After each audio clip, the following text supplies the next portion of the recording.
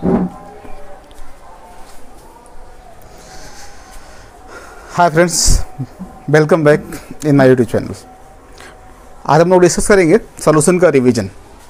पूरे solution chapter का revision हम कंप्लीट करेंगे विद इन फ्यू मिनट्स। देखिए सॉल्यूशन में हमको पढ़ना क्या क्या है। First thing, solution is homogeneous mixture. Solution पूरे चैप्टर में आपको ये सारी चीज़ें पढ़नी है। आप देखो पहले type of solution, binary solution, ternary solution and polynary solution. Binary solution means ऐसा होमोजेनस मिक्सचर जिसमें दो कंपोनेंट मिले होते हैं, जैसे salt in water, sand in water, या कोई भी दो कंपोनेंट जो होमोजेनस मिक्सचर बना सकता है, दोनों के मिक्सचर को कहेंगे हम बाइनरी सॉल्यूशन। टर्नरी मतलब जिसमें 3 कंपोनेंट हो, और क्वाटरनरी मतलब पॉलिनरी मीन्स जिसमें मोर देन 3 कंपोनेंट हो, जैसे एयर में ऑक्सीजन, नाइट्रोजन, हाइड्रोजन, बहुत सारे कंपोनेंट मिले हुए, this is polynary. Ternary salt, water और साल्ट, शुगर एंड वाटर, तीनों मिक्स कर दीजिए, 3 कंपोनेंट हो जाएंगे, टर्नरी सॉल्यूशन। ओके, यहाँ देखिए बाइनरी सॉल्यूशन, आपको इस पूरे चैप्टर में पूरा फोकस बाइनरी सॉल्यूशन पे है। तो बाइनरी सॉल्यूशन में दो चीज़ें देखेंगे हम। First type of solution, concentration of solution.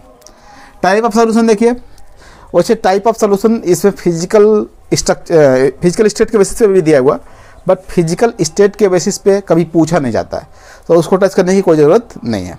आप देखिए टाइप ऑफ सॉल्यूशन में जो बोर्ड में पूछा जा सकता है वो ये तीनों है: saturated, unsaturated and super saturated.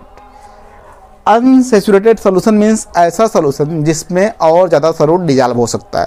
The solution in which more amount of solute can be dissolve is called unsaturated solution, and the solution in which no more amount of solute can dissolve is called saturated solution, and saturated से भी ज़्यादा amount of solution जिसमें dissolve हो जाता है उसे हम कहते हैं सुपर सैचुरेटेड सॉल्यूशन। जैसे देखिए यहाँ पे मान लीजिए कोई NaCl का सॉल्यूशन हम बना रहे हैं, बीकर में वाटर ले लिया, NaCl डिजॉल्व कर दिया, इसका सैचुरेटेड सॉल्यूशन बन गया। अब इसमें और ज़्यादा सॉल्यूट डिजॉल्व नहीं हो सकता, बट यहाँ पे हम टेम्परेचर इंक्रीज कर रहे हैं, और टेम्परेचर इंक्रीज करने से जो नीचे सेटल डाउन साल्ट था, जो बैठा हुआ नीचे था साल्ट, वो भी डिजॉल्व हो जाए।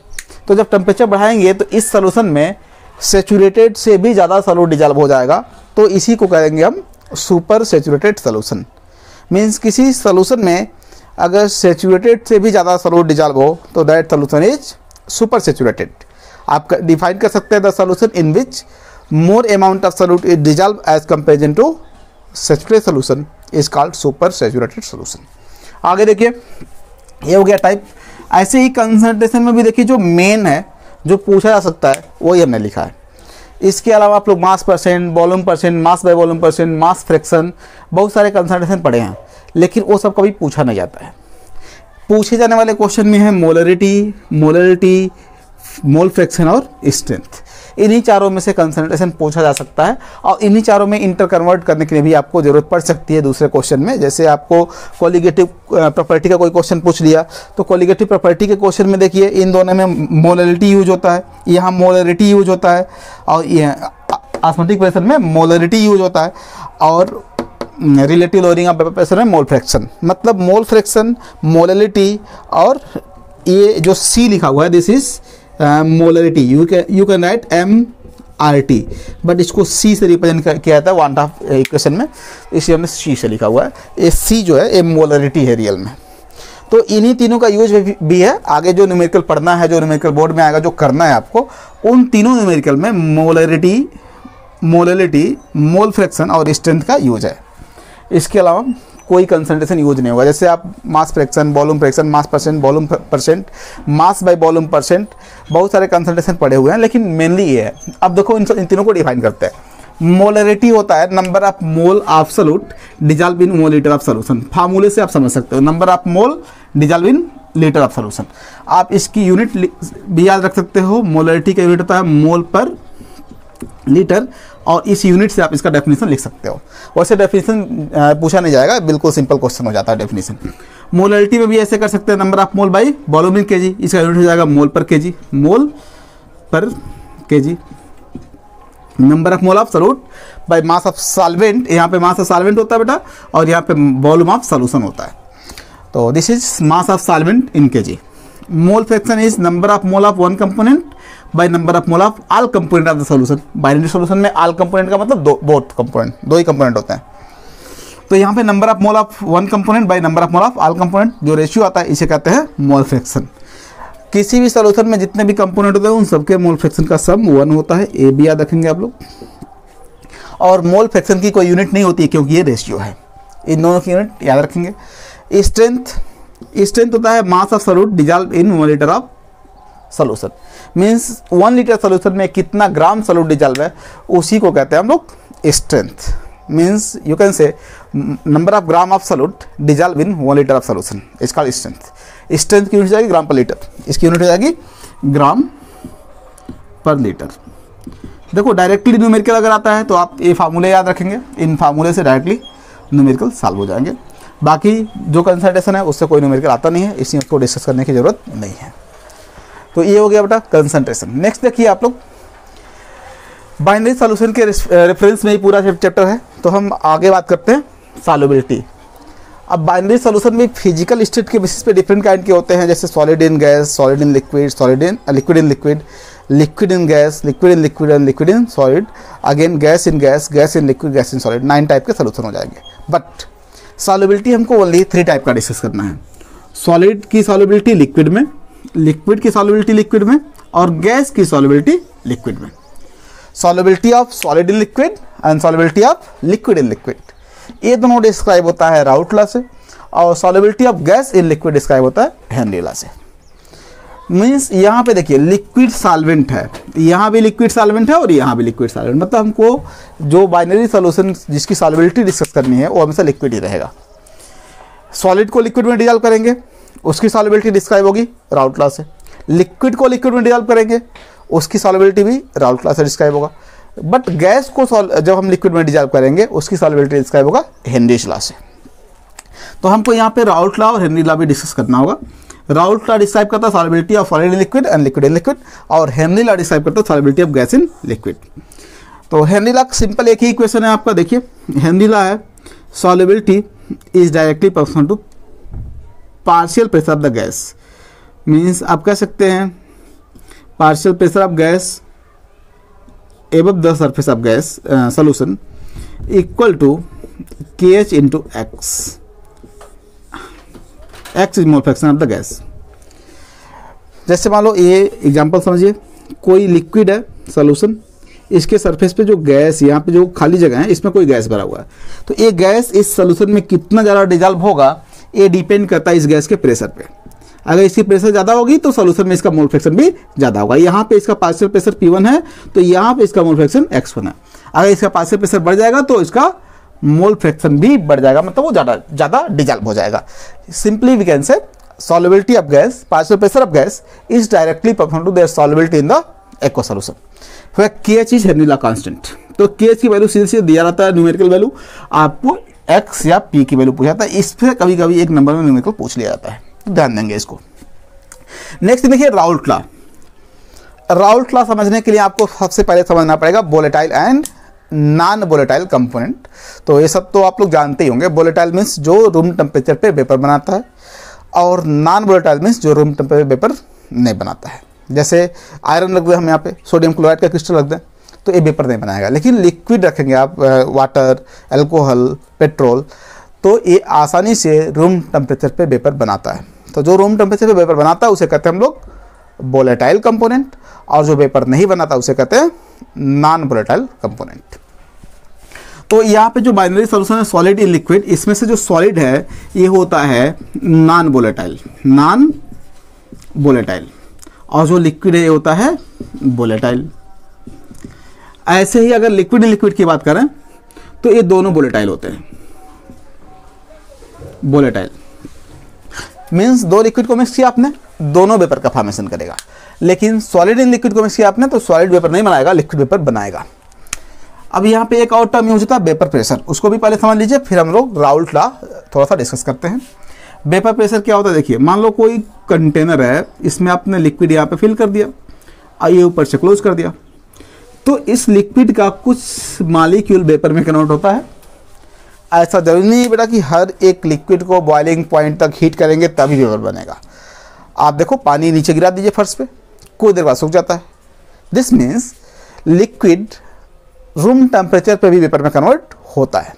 तो जो वेपर बनेगा यहाँ, वो वेपर इसी में कलेक्ट होगा क्योंकि क्लोज है, और वेपर की बिहेवियर गैस जैसे होगी। तो गैस की प्रॉपर्टी होती है कंटेनर के वाल पे प्रेशर एग्जर्ट करने की, तो ये कंटेनर के वाल पे प्रेशर एग्जर्ट करेगा।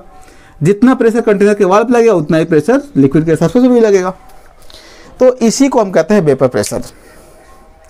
The pressure exerted by vapour of liquid on the surface of liquid in equilibrium state is called vapour pressure of liquid. हर एक लिक्विड के लिए गिवन टेम्परेचर पे यानी कि रूम टेम्परेचर पे इसकी एक कांस्टेंट वैल्यू होती है। जो वोलेटाइल लिक्विड होते हैं उनका वेपर प्रेशर हाई होता है, और जो लेस वोलेटाइल लिक्विड होता है उनकी वेपर प्रेशर लो होती है। ये डिपेंड करता है लिक्विड के वोलेटिलिटी पे और टेम्परेचर पे। टेम्परेचर बढ़ाएंगे वेपर ज़्यादा बनेगा, वेपर प्रेशर बढ़ जाएगा। टेम्परेचर कम करेंगे वेपर कम बनेगा, वेपर प्रेशर घट जाएगा। चलिए आगे देखिए, राउल्ट लॉ क्या है। अकॉर्डिंग टू राउल्ट लॉ, जैसे आप हेनरी लॉ में देखें प्रेशर जो है मोल फ्रैक्शन के प्रोपोर्शनल है, राउल्ट लॉ का भी वैसा ही कॉन्सेप्ट है। According to Raoult law, partial pressure of the volatile component is directly proportional to the mole fraction. मतलब ये सेम वही रूल है, लेकिन ये ओनली वोलेटाइल कंपोनेंट पे अप्लाई हो रहा है। और जो हम हेनरी लॉ में यूज करते हैं कांस्टेंट KH, यहाँ पे उसी को हम कहते हैं P01। P0 क्या है बेटा? P0 is yes standard vapour pressure of liquid. Pure liquid का जो वेपर प्रेशर होता है उसे हम कहते हैं P0। P01 मीन्स कंपोनेंट 1 का, फर्स्ट लिक्विड का जो वोलेटाइल लिक्विड है उसका स्टैंडर्ड स्टेट में, प्योर स्टेट में जो वेपर प्रेशर होगा वो P01 है। और जब उसमें आप दूसरा कंपोनेंट सॉल्यूट ऐड कर देंगे तो उसका जो वेपर प्रेशर होगा वो P1 है। ऐसे ही अगर दोनों लिक्विड है, मतलब लिक्विड लिक्विड सोल्यूशन है, तो P2 पे भी अप्लाई कर सकते हैं आप लोग। P2 equal to P0 to X2 हो जाएगा। और फिर ये P1 प्लस P2 करके आप Dalton's law partial pressure apply कर सकते हैं। तो P1 प्लस P2 हो जाएगा। P1 plus P2 equal to P01 X1 plus P02 X2 हो जाएगा। तो यहाँ से हम लोग न्यूमेरिकल अगर आता है तो सॉल्व कर सकते हैं राउल्ट लॉ का। हाँ, एक और यहाँ से राउल्ट लॉ से क्वेश्चन पूछा जाता है, जैसे X1 और X2 है mole fraction of gas in the solution. लेकिन अगर आप दो गैस को मिक्स कर रहे हैं, मान लो यहाँ पे हम इसी में देख लीजिए, अगर हम एक बीकर लिए और यहाँ पे दो लिक्विड को मिक्स कर दिए और ये वॉल्यूम खाली है ऊपर, तो दोनों लिक्विड अगर वोलेटाइल है तो दोनों के वेपर बनेंगे यहाँ से और दोनों का वेपर यहाँ मिक्स हो जाएगा। तो ऊपर एक गैसियस सॉल्यूशन बन जाएगा, दो वेपर का मिक्सचर, होमोजेनस मिक्सचर। एक गैसियस सॉल्यूशन बन गया, इसे हम कहते हैं वेपर फेज। Vapour phase. और ये लिक्विड मिक्सचर है, इसे कहते हैं हम लिक्विड फेज। तो जो ये X1 X2 हम यहाँ पे पढ़ रहे हैं, this is mole fraction in liquid phase. आपसे एग्जाम में वेपर फेज का कंपोजिशन पूछ लिया जाता है कभी कभी। तो वेपर फेज कंपोजिशन अब निकालने के लिए हम लोग ये डाल्टन्स लॉ जो पढ़ रहे हैं हम इसी का यूज करते हैं, और डेरिवेशन नहीं बताएंगे हम यहाँ पे, सीधे सीधे हम इक्वेशन बता रहे हैं आपको और उस इक्वेशन को ध्यान देंगे आप लोग। जैसे यहाँ पे है ए टोटल प्रेशर है, P टोटल। आप इसको जब आइडियल गैस इक्वेशन अप्लाई करते हैं और डाल्टन्स लॉ यूज करते हैं तो P टोटल में और P1 में रिलेशन मिल जाता है हमको। P total equal to P1 into Y1। Similarly P total equal to P2 into Y2। ये दोनों इक्वेशन मिलता है, यानी कि P total by P1 equal to Y1 हो जाएगा और P total by P2 equal to Y2 हो जाएगा। और ये Y1 Y2 क्या है? These are vapour phase mole fraction. एक कंपोनेंट 1 और एक कंपोनेंट 2 का वेपर फेज में मोल फ्रैक्शन है, यानी कि जो वेपर बना है गैसियस स्टेट में जो सॉल्यूशन बना है, इस सॉल्यूशन में कंपोनेंट 1 का जो मोल फ्रैक्शन है वो Y1 है और कंपोनेंट 2 का Y2 है। तो आप इस इक्वेशन का यूज करके वेपर फेज कंपोजिशन अगर पूछता है, मतलब मोल फ्रैक्शन पूछ रहा है आपसे, तो वेपर फेज में मोल फ्रैक्शन फाइंड कर सकते हैं बाय यूजिंग दिस इक्वेशन। इसका डेरिवेशन नहीं जाएंगे, बहुत लेंदी हो जाएगा, हम ओनली रिवीजन की बात कर रहे हैं यहाँ पे। तो these are all about Raoult's law. अब देखो राउल्ट्स लॉ का यूज, इसका यूज होता है ideal and non ideal solution को डिस्क्राइब करने के लिए। आइडियल सॉल्यूशन उसे कहते हैं हम लोग जो राउल्ट लॉ को ओबे करता है, और नॉन आइडियल सॉल्यूशन जो राउल्ट लॉ को ओबे नहीं करता है। राउल्ट लॉ को ओबे करता है जो सॉल्यूशन, वो आइडियल सॉल्यूशन है, यानी कि वो इस सभी इक्वेशन को ओबे करेगा जो अभी हमने यहाँ लिखा था। और आइडियल, इसके अलावा आइडियल सॉल्यूशन में देखेंगे आप, कंपोनेंट 1 को अगर आप ए मान रहे हैं, कंपोनेंट 2 को बी मान रहे हैं, तो जब ए और बी प्योर फॉर्म में रहेगा तो ए के बीच इंटरमॉलिक्यूलर अट्रैक्शन ए अट्रैक्शन है, बी के बीच इंटरमॉलिक्यूलर अट्रैक्शन बी अट्रैक्शन है, और जब मिक्स कर देंगे आप तो 2AB अट्रैक्शन डेवलप होगा। तो ये जो अट्रैक्शन है ये इक्वल होता है, मतलब कंपोनेंट 1 जब प्योर स्टेट में था, कंपोनेंट 2 जब प्योर स्टेट में था, तो उनके इंटरमॉलिक्यूलर अट्रैक्शन की वैल्यू जो थी, मिक्स करने के बाद कंपोनेंट 1 और 2 के बीच भी उतना ही अट्रैक्शन अराइज हो जाएगा। मीन्स ओवरऑल अट्रैक्शन में कोई चेंजिंग नहीं होगा।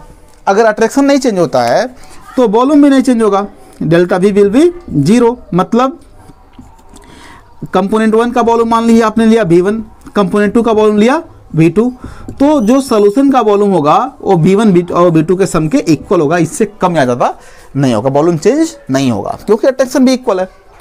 तो डेल्टा V 0 होता है, और डेल्टा V 0 होगा तो डेल्टा H 0 हो जाएगा कि हीट ना लिबरेट होगा ना रिक्वायर्ड होगा।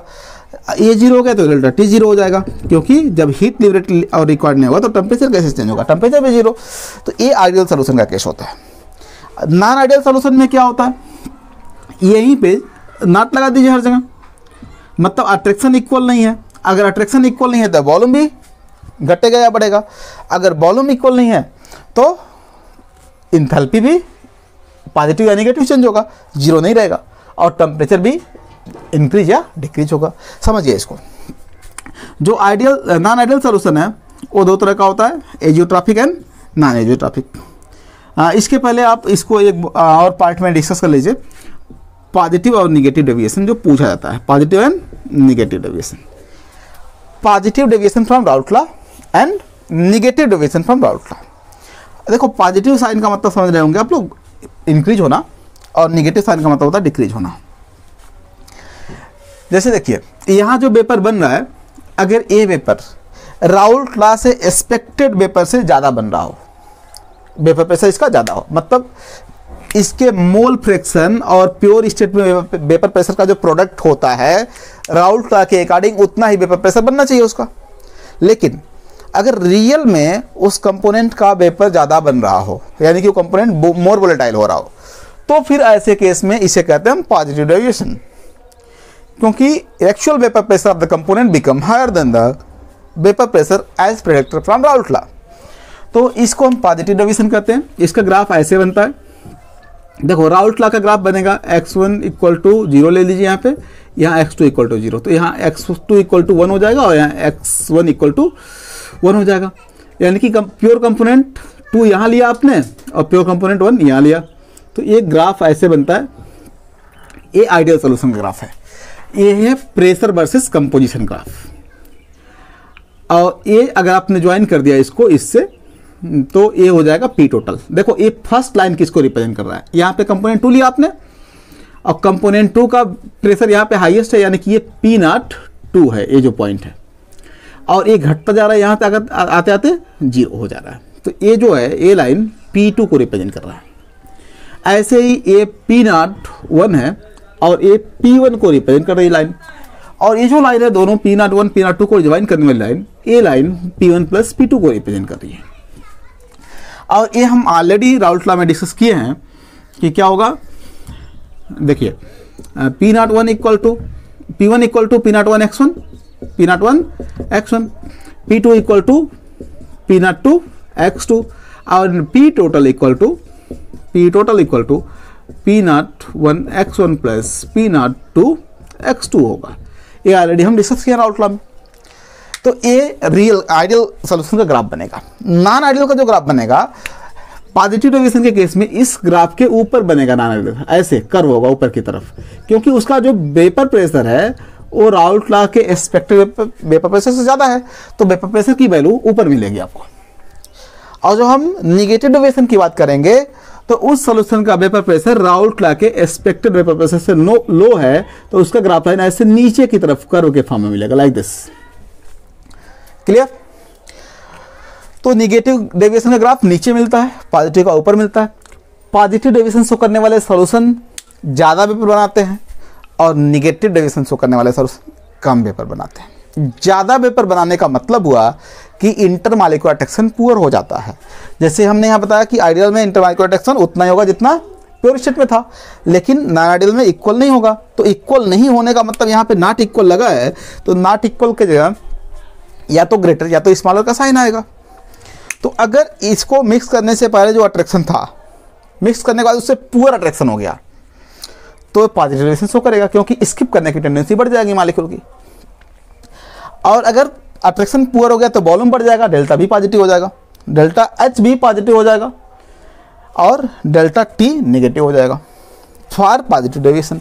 अगर नेगेटिव डेविएशन की बात करेंगे हम, तो नेगेटिव डेविएशन के केस में क्या होगा, बिफोर मिक्सिंग अट्रैक्शन उसका पुअर था दोनों कंपोनेंट का, और मिक्स करने के बाद उनका अट्रैक्शन बढ़ जाएगा, मॉलिक्यूल पास पास आ जाएंगे, वॉल्यूम घट जाएगा, डेल्टा भी नेगेटिव हो जाएगी।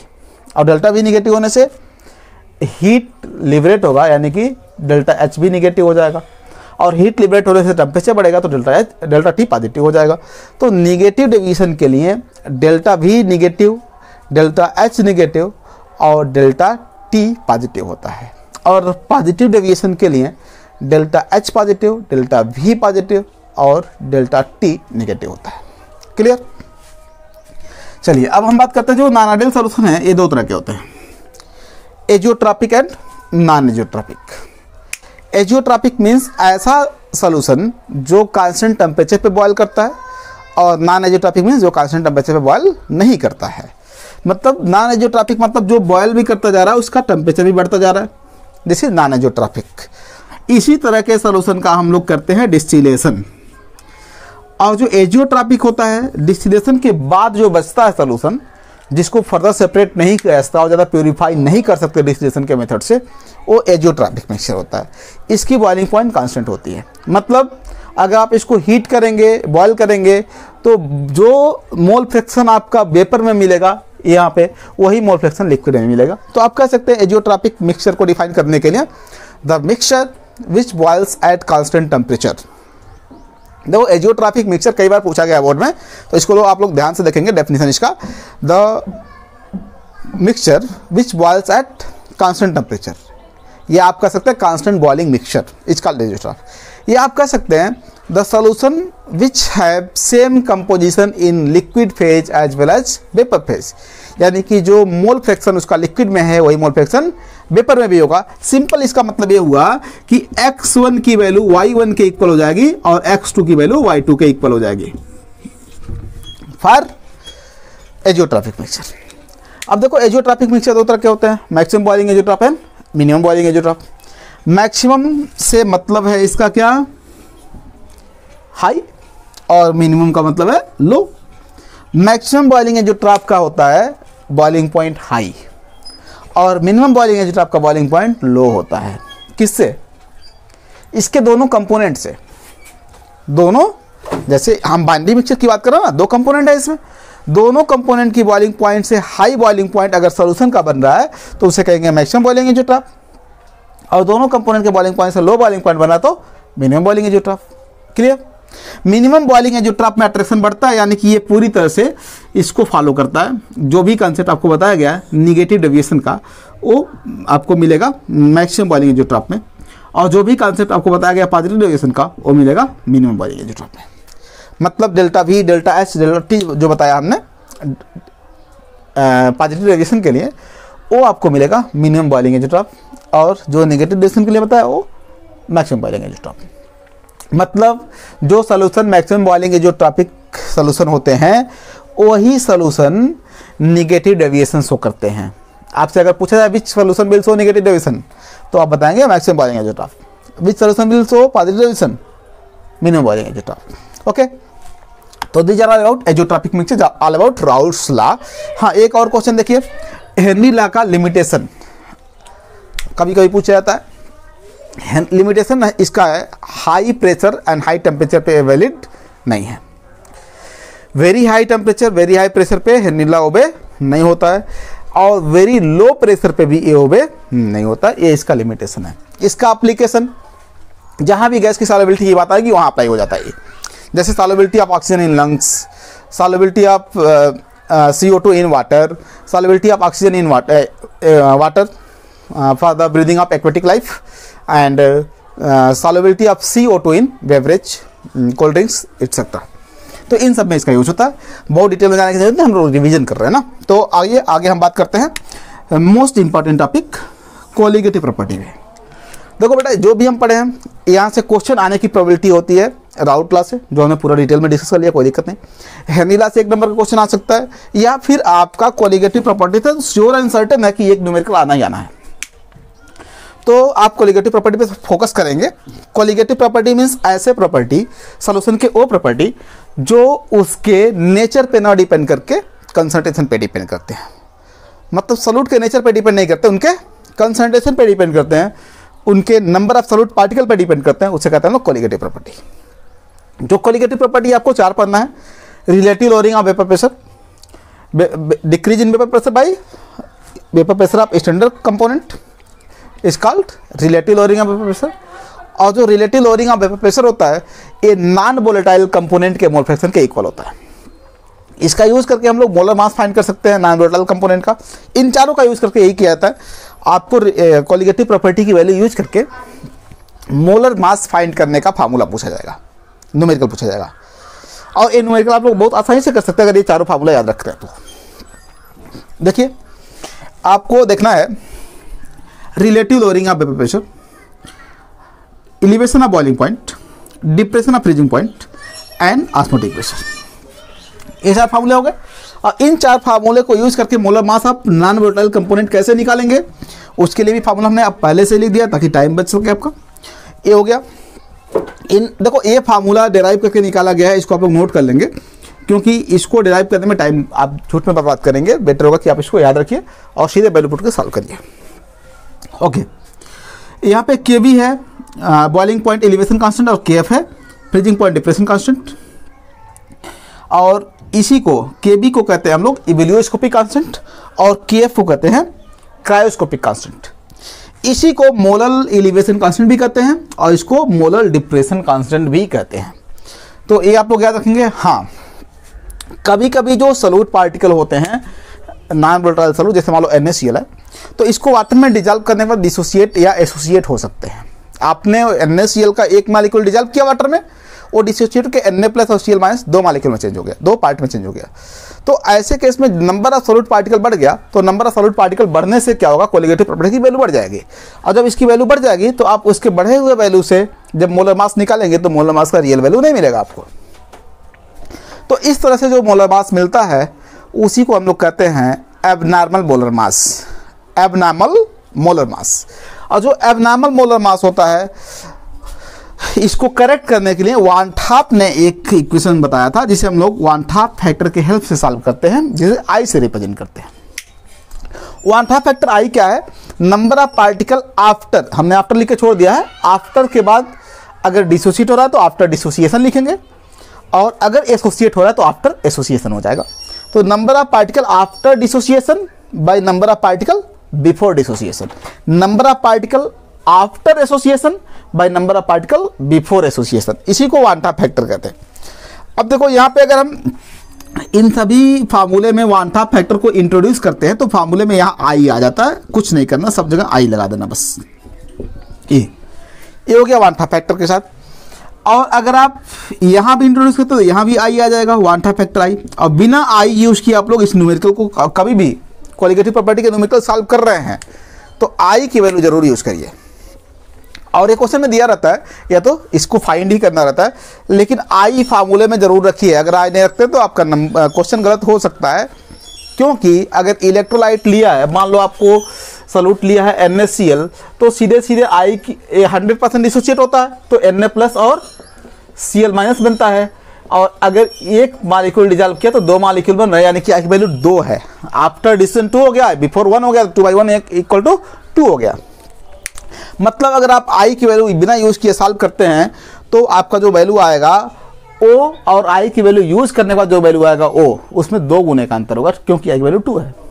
तो आपका जो आंसर आएगा वाइडली वेरी करेगा रियल आंसर से अगर आई नहीं यूज करते हैं तो। इसलिए जब भी आप कॉलिगेटिव प्रॉपर्टी के न्यूमेरिकल सॉल्व कर रहे हैं तो आई की वैल्यू जरूर यूज करिए, फार्मूले में आई इंट्रोड्यूस करना ना भूलिए। ओके, तो ये समझ में आ गया आप लोग को।